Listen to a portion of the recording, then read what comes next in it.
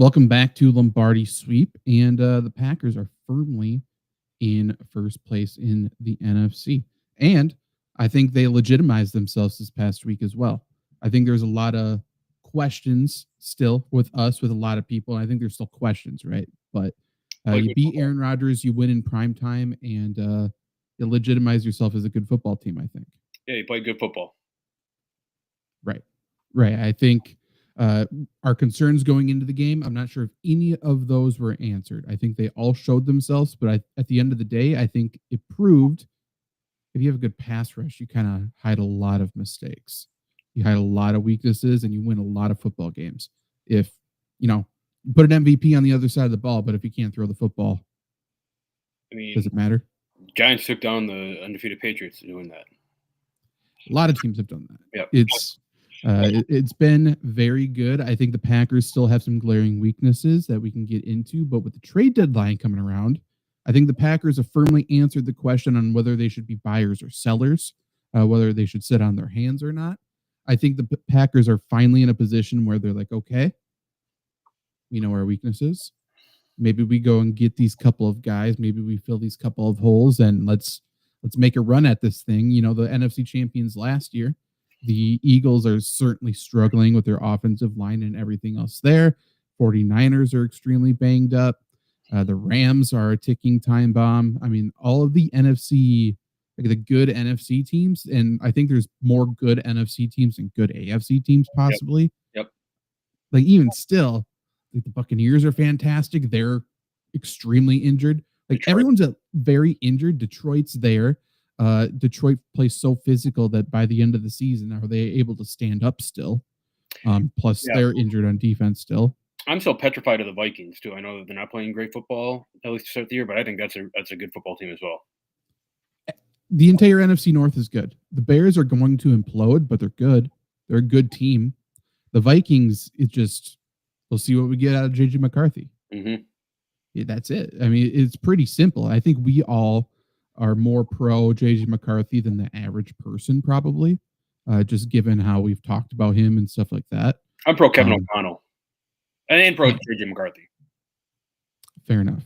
I think JJ McCarthy's talented. Yeah. I think Kevin O'Connell's incredible. So to your point, that is true. That is very true. And by the way, if they trade for Jameis Winston, watch out. Yeah. I mean, finally, Jefferson has someone who's just going to chuck it down the field every single time. It would be funny. It would be funny if they somehow got Joe Flacco and we see Joe Flacco for a third time this year. That would be good. That would be, he's kind of the Packer killer, but hasn't been able to beat the Packers. That'd be an interesting role for him to play. Joe Flacco injured now. We'll see if he's able to start. Weird that maybe he'll be good. Maybe the offensive line can get a lot of people injured in Cincinnati. I'm not sure. Who knows? Yeah. But different show, different talk. Let's talk about the Packers, though. So they do go into Pittsburgh, did something that they haven't done since 1970, I believe it was. Yes. And that is win in Pittsburgh. They won by 10 points as the first double-digit win since week 1 for the Packers.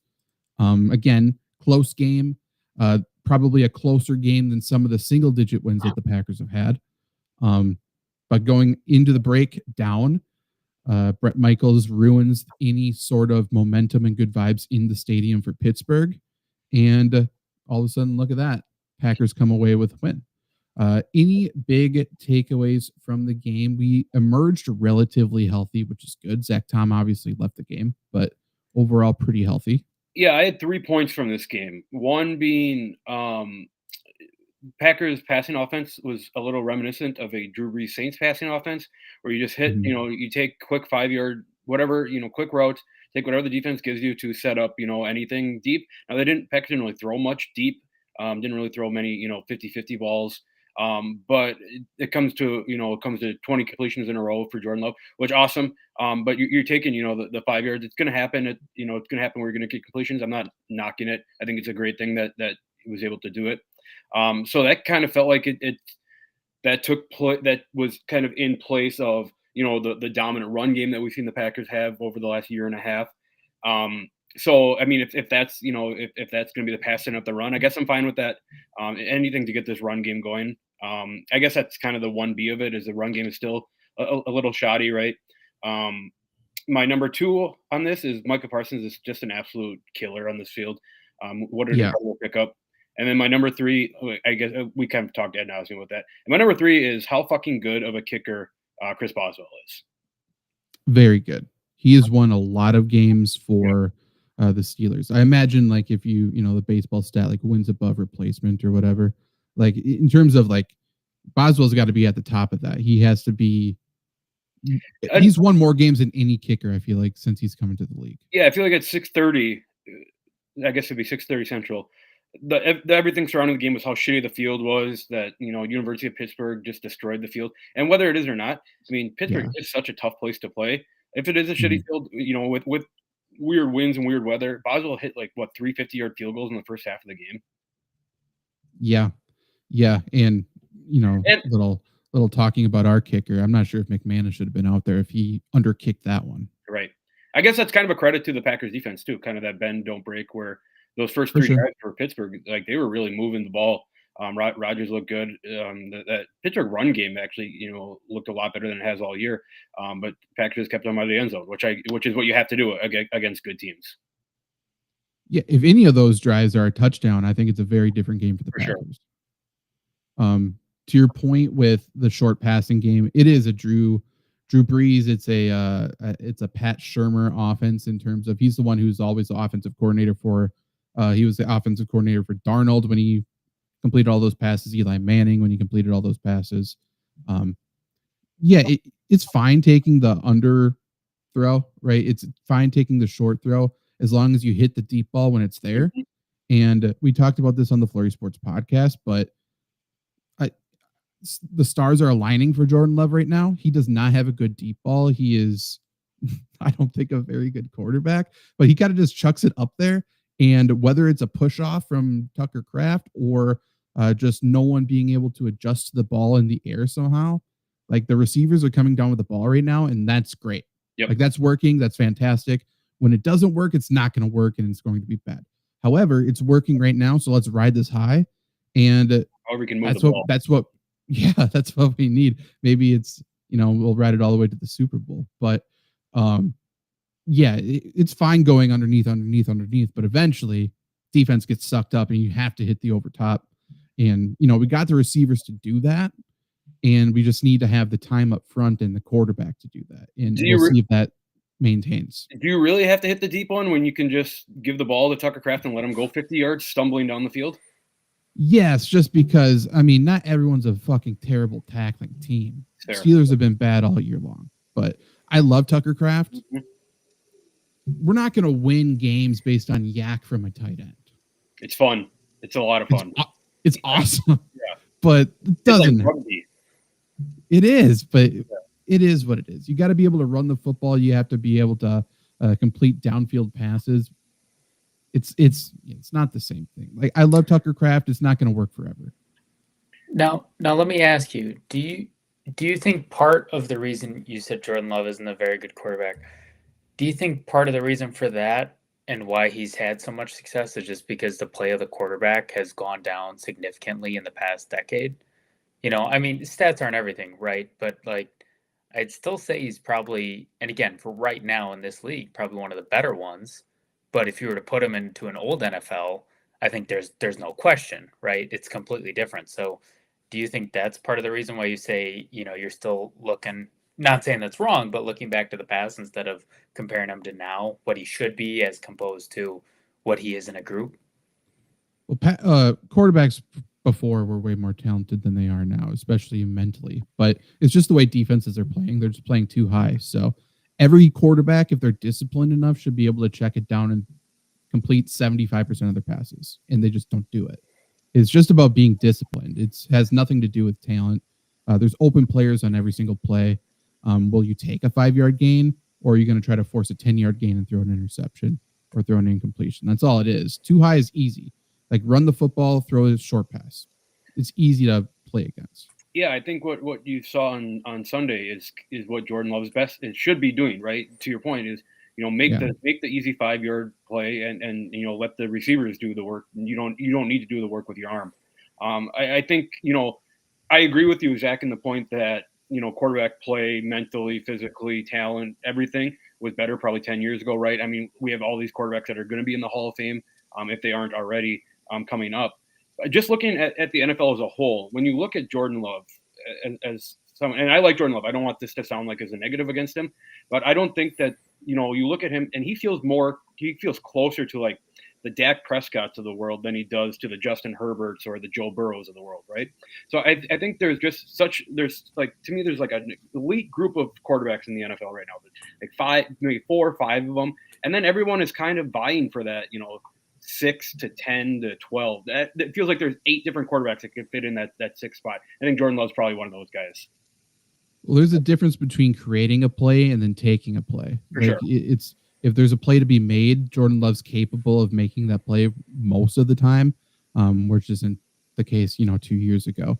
Like, if there's a wide open receiver, he's probably going to get him the ball most of the time. It should be more. If his mechanics were better, it would be more.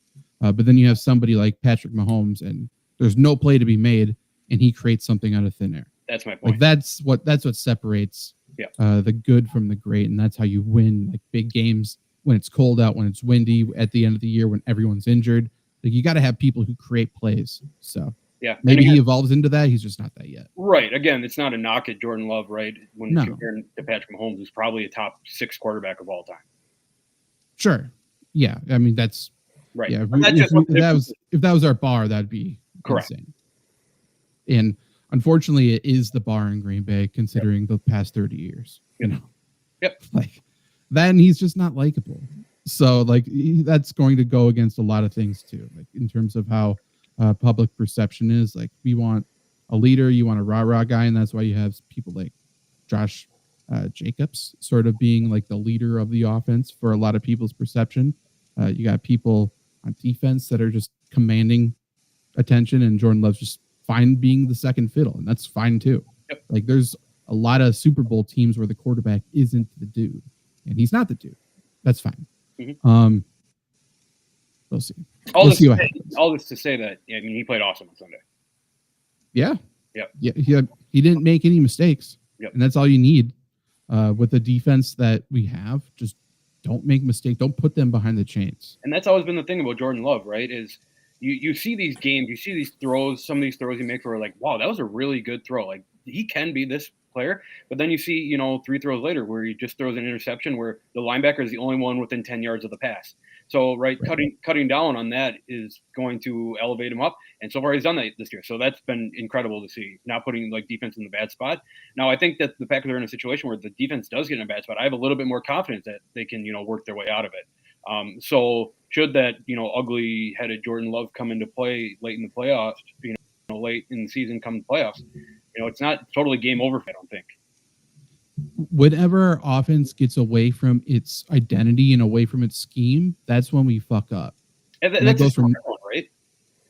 I don't think so. I think more so our offense than anything. And that goes for Love, that goes for LaFleur. Yeah. Like, I think LaFleur's proven his scheme works. Yeah, for sure. It's good. Right. It works really well. And we saw it when we had Malik Willis come in. Like, when you just run exactly what's supposed to be run, that's great. When LaFleur overthinks things and gets away from his game plan, we suck. We, are very passive and we get behind the chains and we mess up. When Love doesn't take the open throw and he forces it into triple coverage, things get messed up. So it's like, just be safe to a point. We can go for it on 4th down. We can be aggressive with our play calls, but we just need to be true to ourselves and just play our football. And if something doesn't work in the first quarter, we need to keep doing it. And we are very, very lucky Emmanuel Wilson ran the ball well, and we finally started to run outside and run some outside zones, because if we didn't run the football at the end of that game there, Packers would have lost that football game. Yeah. Because Josh Jacobs runs it, we're not having any success. We can't get away from the run with this scheme. Like, we have to keep running the football even when it's not working. And if we have a back like a Marshawn Lloyd, we have a back like Emmanuel Wilson kind of fits the bill. We could get somebody better. When they're just overloading on the inside and we have all the stunts inside and the linebackers are taking first steps forward inside, we got to be able to make them go against themselves. If they're going to cheat one direction, we have to go around them. Yep. And we finally did it. Yeah. I mean, yeah.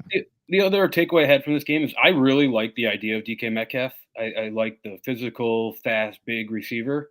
I hate DK Metcalf, man. He is like I like emotional players and getting fights and stuff. Like George Pickens is incredible when he's like starts going after guys.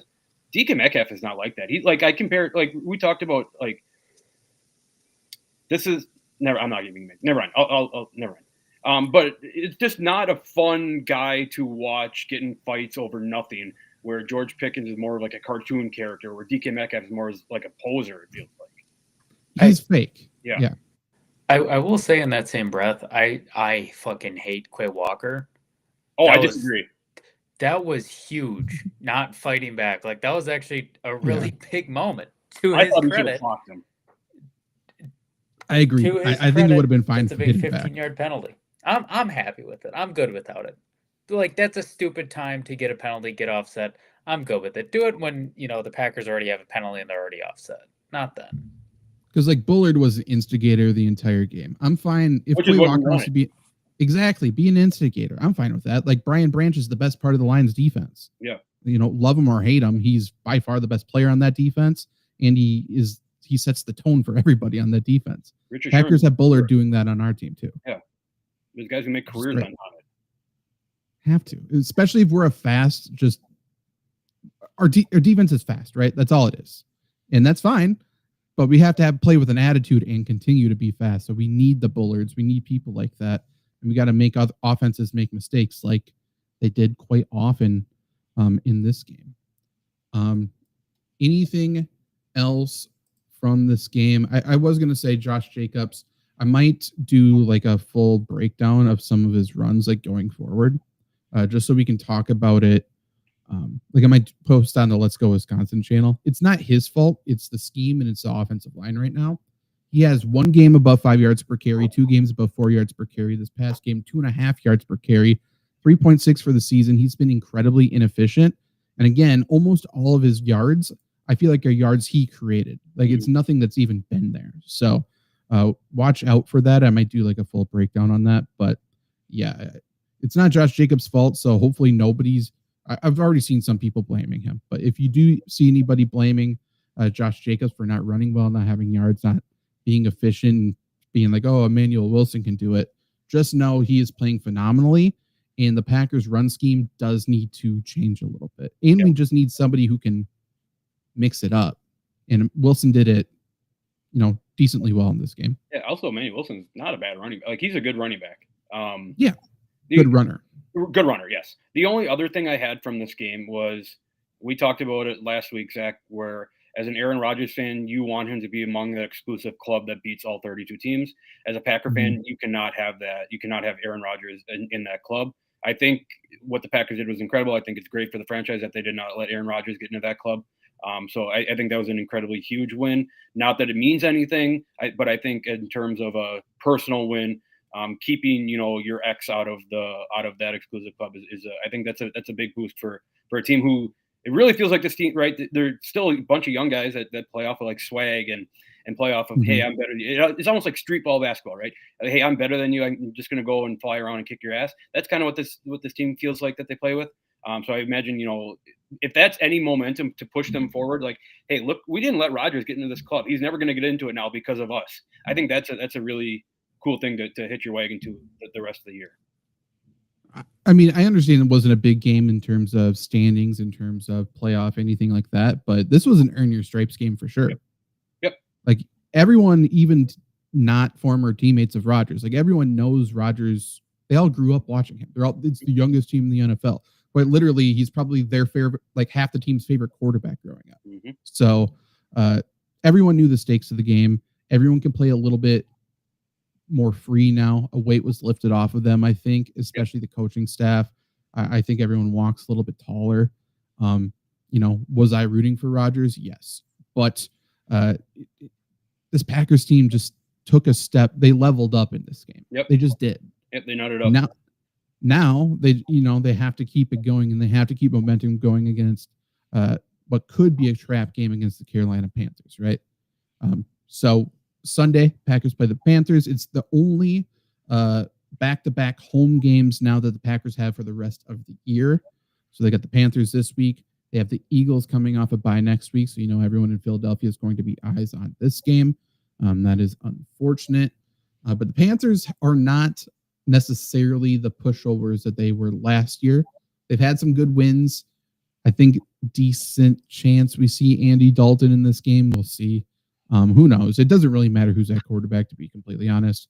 But the Packers are at home. They are, I believe, the biggest favorites of the weekend. They are 11.5 home favorites. Over under is, it's moved to 13.5 now. Over under is 44.5. So not expected to be close. Supposed to be a pretty big blowout. We shall see. But the Panthers are 4-4. They have, which 4-4 feels like, okay, they're mid. They have one less win than the Packers. That feels extremely weird to say. Yes. And the Panthers are playing fine football right now. They're playing tough football. Yeah, they're running the ball well, which is kind of turned into a little bit of that whole Achilles heel, if you will, for this Packers defense. Like the Packers have been giving up, yards on the ground. This is a game where I agree that it hasn't when you look at football as a whole, that this should be somewhat of a trap game. It just feels like this Packers team is playing really good football right now. This game is, to me, and I guess I can get into my prediction in a little bit here if you guys go, but it feels like a game where, similar to the Washington game, where the Packers are always going to feel in control. Sorry, they're always going to feel in control, but somehow this ends up as like a 7 to 8 to 10 point game at the end. Yeah, it's kind of what this team is at this point. Panthers, though, like defensively, they've been I don't know why they've been pretty good. Like watching the film and just looking at numbers and doing all of that, it doesn't really make sense to me. They're player. Sure, he is a good player, but they've been good against the pass, and they have no pass rush. Yeah, it makes no sense. Take out the Jets game, which anyone can get sacks against the Jets. Anyone can beat up on the Jets. So take that game out of it. They've had 1 sack per game. And they last year were by far the worst in the league at sack rate. I think if you take out the one game against the Jets, which they had 6 sacks, if you take that game out, I think they have the worst sack rate this year as well. Like they don't get a pass rush, which is great for the Packers offensive line. It's great for Tucker Kraft. It's great for Jordan Love. It's great for everything. Yet they continue to lock down people. And I don't understand it. It's really weird. And they're pretty decent against the run. Like they're not great. Obviously, last week they got absolutely embarrassed, but for the most part, they're okay against the run. They're strong up front, and coming off such an embarrassing game, you would think we get the best version of the Panthers defense, but we'll see. You know what I mean? Yeah, I mean they've won 3 of 4 and 4 of 6. Like you can question about the teams that they beat, right? The Jets. I mean they beat the Cowboys. Tied the Cowboys, so that's something there. Obviously, Atlanta, Miami, like those teams don't mean a ton, but they deserve credit for winning the National Football League. Like this team is 500. This isn't the team of last year. Like you said, Luke, they have a 2-headed running attack now. I don't know what the split's going to look like, but I think this is absolutely a trap game. I see 13.5 points. I am absolutely taking the Panthers to cover the spread. Not that I don't believe in the Packers, but Carolina is going to be able to move the ball this game, in my opinion. Unless the Packers completely sell out on the run, which is dangerous, like the Panthers should be able to run the ball, have a decent time possession, and if you don't let your opponent have the ball, it's kind of hard to lose by a large amount. So I'll give them credit. I hope we see Andy Dalton, just because the average age of quarterback that the Packers will have beaten this year is kind of insane. We have gone, if that's the case, then that means we have gone Joe Flacco, Dak Prescott, Joe Flacco, Jacoby Brissett, Aaron Rodgers, and then Andy Dalton. Jared Goff isn't the youngest guy either. No, he's like 30, 31. So, yeah, I mean, I don't understand it. Looking ahead, obviously, Packers have Eagles next week. I'm just thinking, who else old could we face? Vikings could have somebody old by that point. Maybe the Bears bringing someone old. For the most part, should be pretty young the rest of the way. But yeah, it's been weird, and it's certainly been good for the Packers pass rush. We know the quarterback hasn't left the pocket yet this year, and that's not going to change in this game. So I expect the dogs to be released. Yep. I think the Packers are just going to bring as much blitz as possible. I think Tetero McMillan's a very good receiver. I think there's a couple other okay receivers. Jalen Coker's fine. Xavier Leggette's fine, but no one scares you. Jatavian Sanders is a pretty good tight end. He doesn't scare you. The only person I would be afraid on this team of is Chuba Hubbard receiving the ball out of the backfield. Even still, he's not a good football player. Who cares? So I don't know, man. Like, Packers just need to not fuck up. Packers need to stay healthy and bring as much pressure as you absolutely can. Make it fun. Get the crowd into the game early. Force turnovers. This should be a turnover frenzy. Like, this should be the most fun game of the year. If it's not, that's an issue. But this should be, just tee off on these guys. Yeah, just from a fan's perspective, this is probably a game too where probably the last, somewhat warm-ish weather game. You get noon on Sunday. The sun should be out before you get into Monday night against the Eagles, and then it gets to be really cold here. It's actually getting really cold now, which kind of sucks. But it just feels like a game where if you're like a hardcore Packer fan, and not a hardcore Packer fan, but if you're like a Packer fan, you're like, I've seen enough. I've seen games. Let me get some money for this. It feels like a game where someone gets tickets for their kids to go to. It feels like a family game. To your point, like, this should be a fun game. I think you play Brian Flores, psycho defense here, and just throw everything and the kitchen sink at Andy Dalton. Hopefully Bryce Young plays, because I really like. I'm not that I don't have anything against Bryce Young. I just really like watching him not be able to play football. I don't know why. That's probably a fucked up thing in my head. This should be a Micah Parsons 8-sack game. Should be Rashawn Gary, add 4 more sacks to that. Should be, an Edgerrin Cooper interception. It should be Xavier McKinney comes away with 2 interceptions. Like, Trevor, I think I disagree with you. Like, I think the Panthers are playing good football. I think the Packers are playing good football too right now.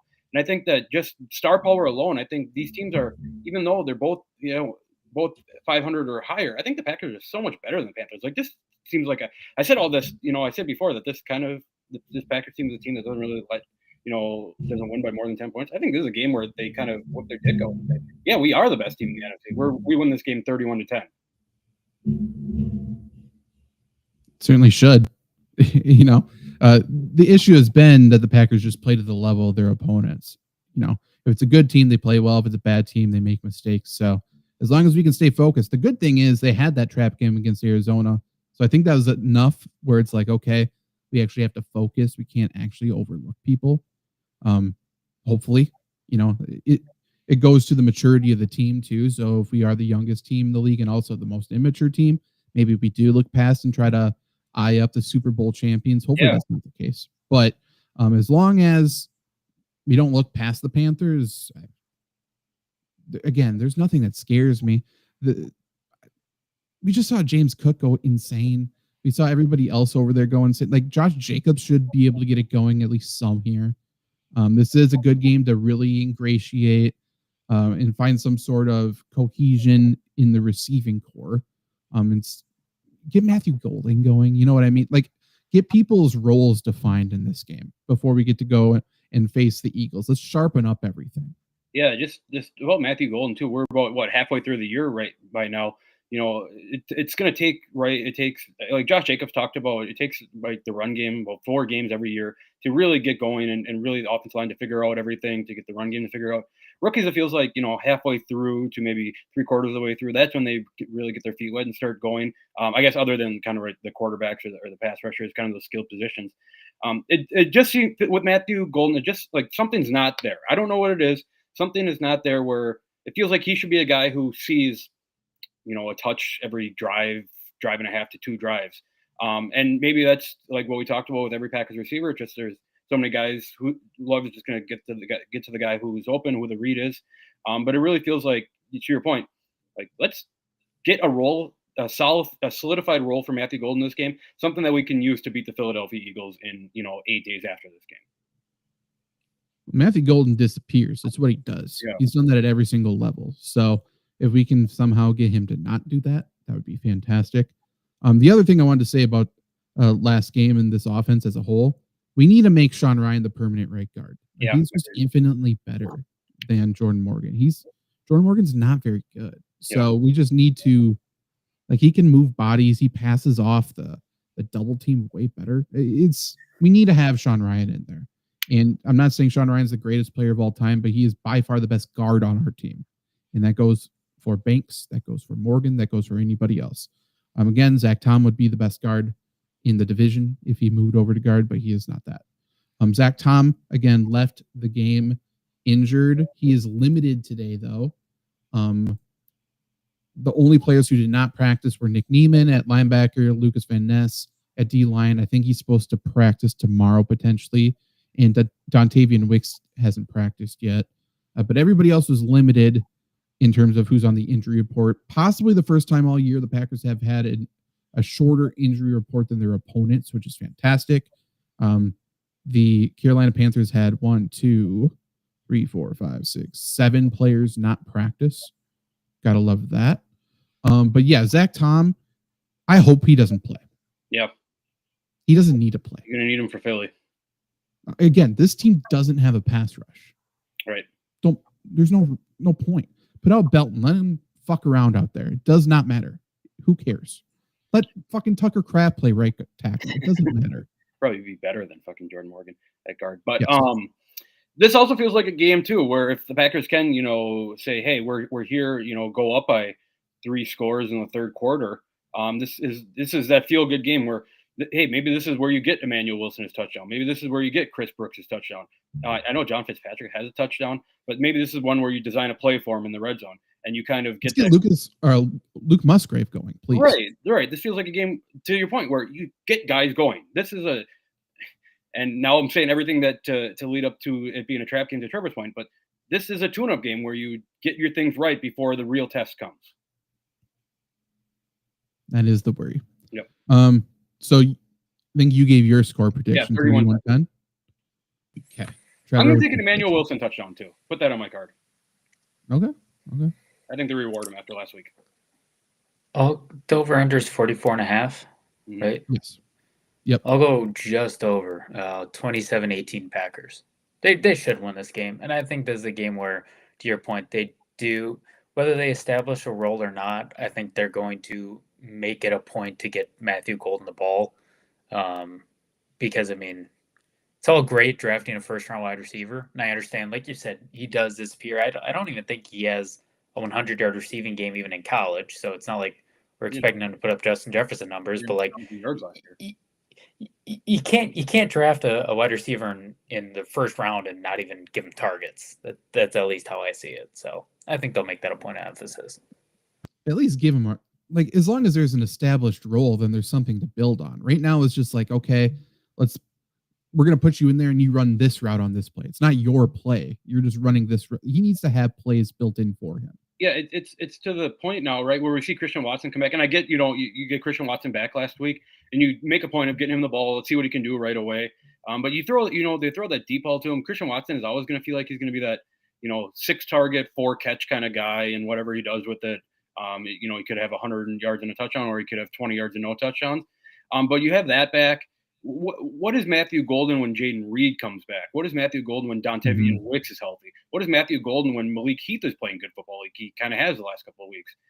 So I guess, it's a good problem to have if you have too many receivers to put out on the field. But to Trevor's point, you have some, you have stock in this guy, right? He's a part of this, this young team. At what point do you say, this is where you're going to be, and this is what we're going to do with you, and this is what you're going to do when you have the ball in your hands? Well, here's the thing too. By the way, I'll just say 33-20.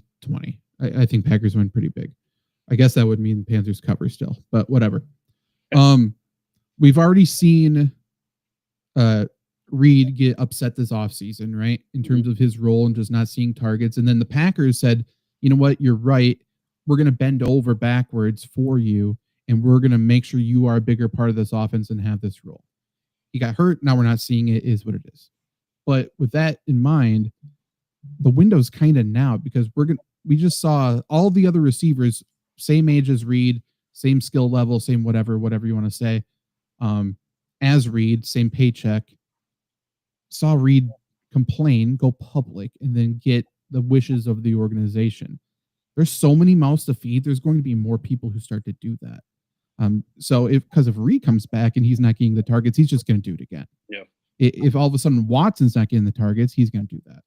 He's very outspoken anyways. Dobbs might be the only one who doesn't do it. But we'll see everybody else around the team. Dontavian Wicks, I guarantee if he starts to get healthy and show some success, he's going to ask for a trade. Like he's going to get out of here, especially if the Packers go on a run this year and don't win it. Then all of a sudden it's like, we have just as good of a chance as everybody else to win. I need to get mine.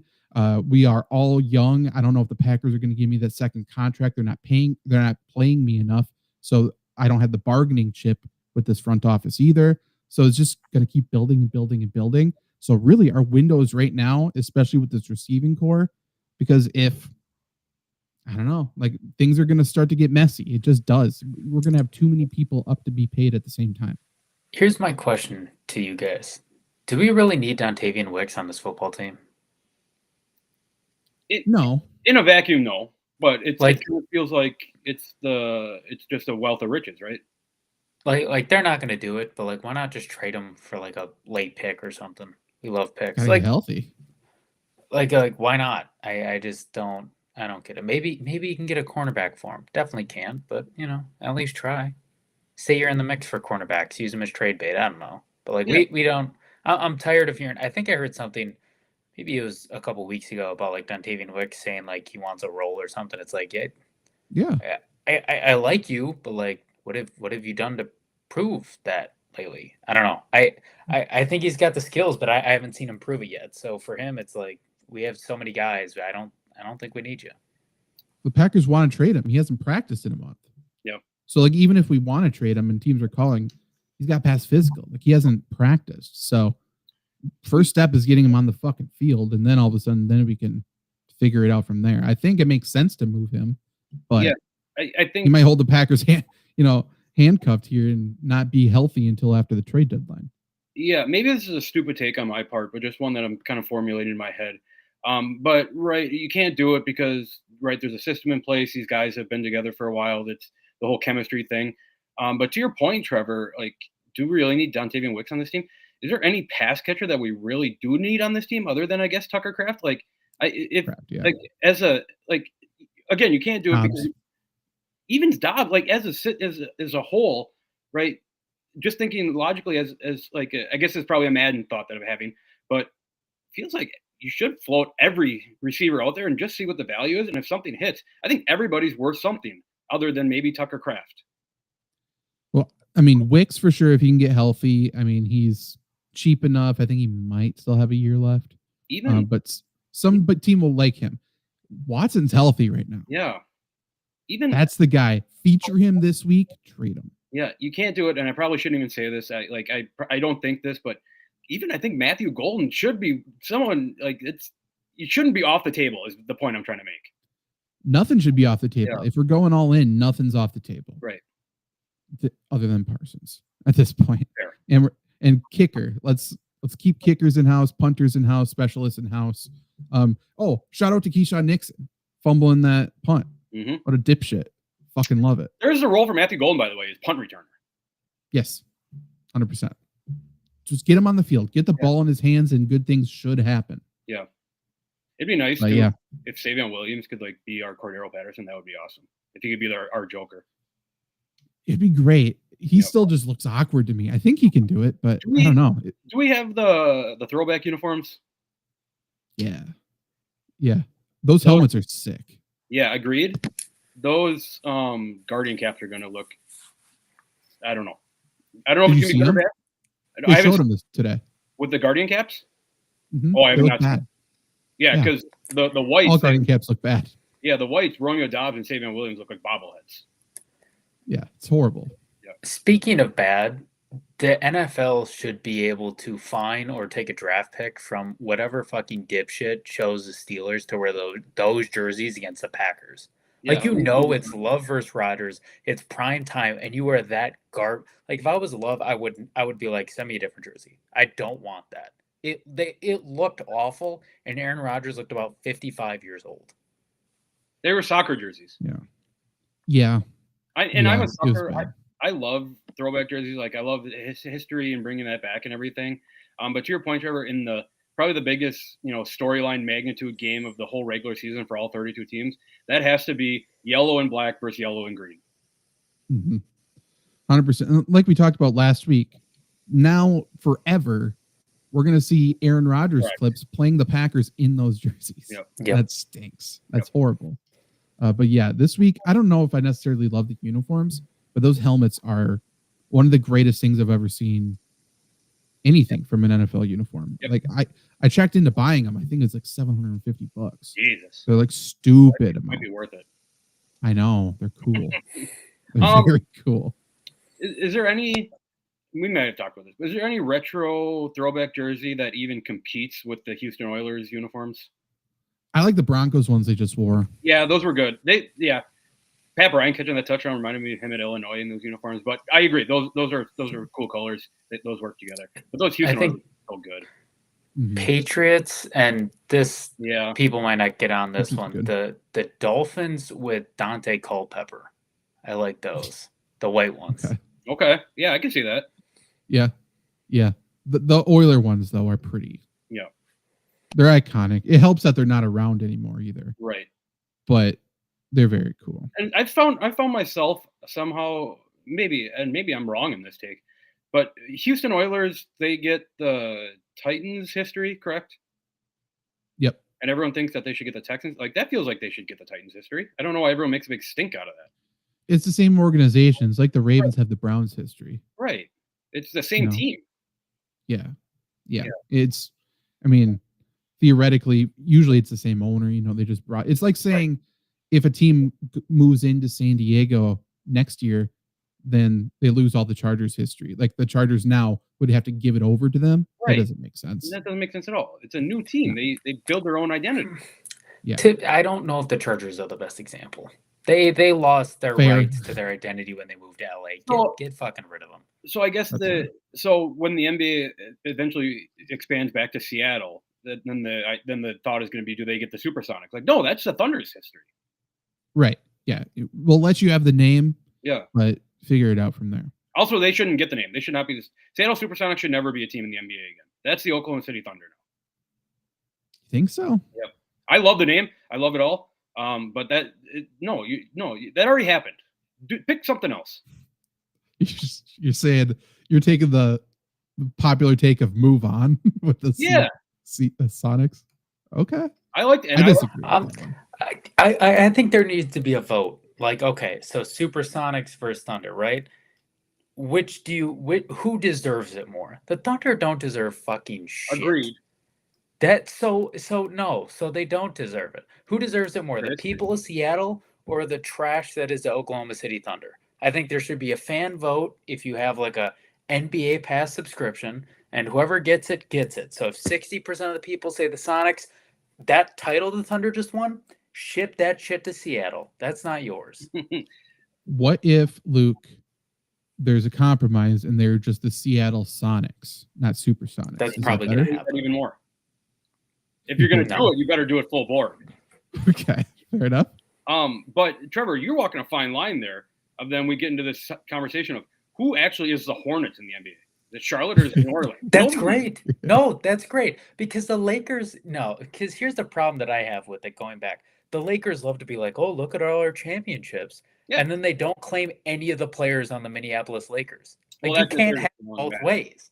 So I like the fine line. I want to hear fans hate each other because they lost a title to an old team that decided to come back like the Supersonics. I want Shai's foul bait Nast to have to earn a second so he has a first title. That seems fun to me. That's how great rivalries. I also like the idea of, like, I guess it doesn't really happen much now, but like in the old days, right, your team name was kind of based on like the region, maybe like kind of that cultural history about it. Like, for instance, Lakers, Minneapolis Lakers, obviously with the Lake moved to Los Angeles. I like when they don't rebrand and Los Angeles like just keeps Lakers. Like Utah Jazz is a really funny name because there's just no music at all in Salt Lake City. That's a funny part about moving. Fair enough. And to your point about the Hornets, I still don't really know when they were the Hornets, when they were the Pelicans. Now they're the Hornets again. Like for 3 years, NBA 2K was just a clusterfuck because nobody knew what was going on. They were Oklahoma City Hornets at one point. Crazy. They were. Crazy. We let a hurricane change the location of a team. I think that's a peak little NBA ridiculous. too. Yeah. In terms of history. Yeah. Yeah. Need to bring it back. I'm already done with the NBA, Luke. You got to reconvince me. I feel like every week you're going to have to reconvince This me. first week has like been the best first week in NBA history. Has it though? Yeah. Zach, I enjoy no LeBron. Yes. That's like the number one part about it. Zach, I can convince you that the NHL is the worst branded league ever. Do you know what yesterday was? No. Tuesday. Frozen Frenzy, where every team plays. And they did not market it at all till Tuesday. So anytime you think about hating the NBA, just remember, at least they brought back the NBC, intros and stuff back. That's cool. The Timberwolves have the stadium lighting now. That looks cool. Mm-hmm. So, they're trying. They have Adam Silver at the helm, so they still suck, but they're trying. I would still put them fourth out of the big four, but we'll see. But yeah, I heard Frozen Frenzy yesterday. I'm like, what is this? Who are you putting below the MLB? MLB's doing better than they have. Who NBA is going one direction and MLB is going the other direction. That's true. For sure. You're putting NBA fourth? Yeah. Okay. You disagree? Who do you think's run worse? You said the NBA is the worst run league, like on the show. Yeah, but I hate hockey. That's fine. You can hate hockey. To Trevor's point, Frozen Frenzy, I looked into it yesterday. I'm like, oh, it's going to be like a really cool, like they did before, like the four thing, like Four Nations or whatever. And no, it was just a normal day of hockey. So that was stupid. Yeah. But the NBA, the in-season tournament is already about to begin. So, hell yeah, it is. You know what? I'm back here. Yeah, hell yeah. I don't know why you're complaining about that. The Bulls are undefeated. Yeah, the Bulls are undefeated, and they're about to play their first NBA Cup game with their undefeated record on the line against the Knicks. Because again, divisions don't make a lick of damn sense. They're like, well, we do it based on past success. No, you don't. No, you don't. Every division, you put two good teams, and you split out the trash so that the teams you want are in there, which is kind of smart. But LeBron's scared of the NBA Cup. True. Mm-hmm. I can't believe believe that he's sitting out until then. Crazy that LeBron and Shohei are just going to get away from probably a ton of illegal gambling. I'll say allegedly at the end so they can't sue us, but like, come on. No, come on, LeBron. No. Did you see Chauncey LeBron's taking steroids too? We've seen all that stuff. Did you see Chauncey was wearing a Clutch Sports sweatshirt when he was leaving the courthouse when he got like charged? That's good crazy advertising. Move. Yeah, Chauncey's a G. Yeah, he is a G. Yeah. I love Chauncey. And I was a little disappointed. We need to have Rasheed Wallace represent him. Rasheed and Ben in the courtroom. Try to convict him. Ben Wallace is at least a sane person. Rasheed Wallace. I don't think he is. Rasheed Wallace is for sure not, but Rasheed is the greatest. The best. It makes all the sense in the world, and I love their friendship more than anything. Rasheed Wallace and KG. They're like best friends. Yeah, they have to be. Yeah, they're of course. gladiators. Yeah, they're the same person. Okay, well, that's enough NBA talk on this Green Bay Packers show. We will be back next week to prepare for a big matchup, and we're about to face a gauntlet. So a big matchup versus the Eagles next week, and then we have 5 divisional games coming up. What? We get division games. We got Vikings, and we got Thanksgiving with the Lions. Yeah, we got fun football coming up as Packer fans. Yeah, big games coming up. We are first place. That's good. And that gives us a little bit of buffer room because now we need to play good football. Football season's about to start.